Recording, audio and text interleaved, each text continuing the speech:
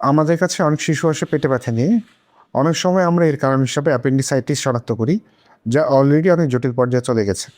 কেন এমন হয়? এর কারণ হলো অনেক সময় পেটে ব্যথা হলে আমরা মনে করি গ্যাসের কারণে পেটে ব্যথা হচ্ছে বা পেট খারাপের জন্য পেটে ব্যথা হচ্ছে, যা আমাদের একেবারেই করা উচিত নয়।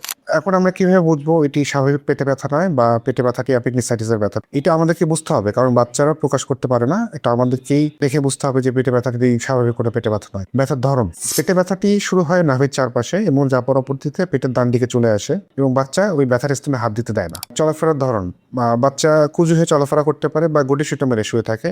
এমনকি কাশি দিলেও পেটে ব্যথা হতে পারে। খাবারে অনীহা: অ্যাপেন্ডিসাইটিসের আরেকটি লক্ষণ হলো খাবারে অনীহা বা বাচ্চার খাবারের রুচি একেবারে চলে যায়। আরেকটি লক্ষণ হলো হালকা বমি ভাব বা বমি করা। অনেক সময় অ্যাপেন্ডিসাইটিস হলে বাচ্চা পাতলা পায়খানা হতে পারে, যা অনেক সময় আমরা ডায়রিয়া বলে ভুল করি। যদি এরকম হয় তাহলে আপনারা যেটা করবেন না সেটা হলো কখনোই নিকটস্থ ফার্মেসি থেকে পেইন কিলার কিনে বা ব্যথার ওষুধ কিনে খাওয়াবেন না। এতে হয় কি, ব্যথাটি স্বাভাবিকভাবে কমে যায়, কিন্তু পরবর্তীতে অ্যাপেন্ডিক্স যদি হয়ে থাকে সেটি অনেক জটিল আকার ধারণ করে।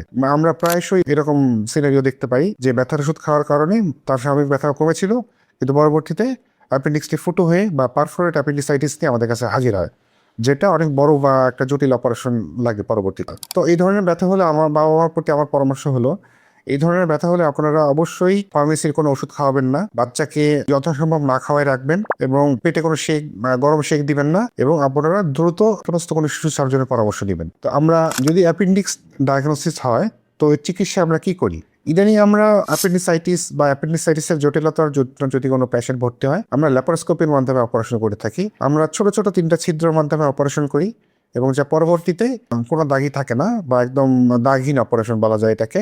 এবং ল্যাপারোস্কোপির মাধ্যমে অপারেশন করলে বাচ্চা দ্রুত বাসা যেতে পারে, তার দ্রুত কাজে ফিরতে পারে বা স্কুল থাকলে স্কুলে ফিরতে পারে। এর জটিলতার হার অনেক কম। তাই আপনাদের বাচ্চার যদি এই ধরনের কোনো পেটে ব্যথা থেকে থাকে, অবহেলা করবেন না, দ্রুত একজন সার্জনের পরামর্শ নিন। অবহেলা করলেই যা অনেক জটিল আকার ধারণ করে।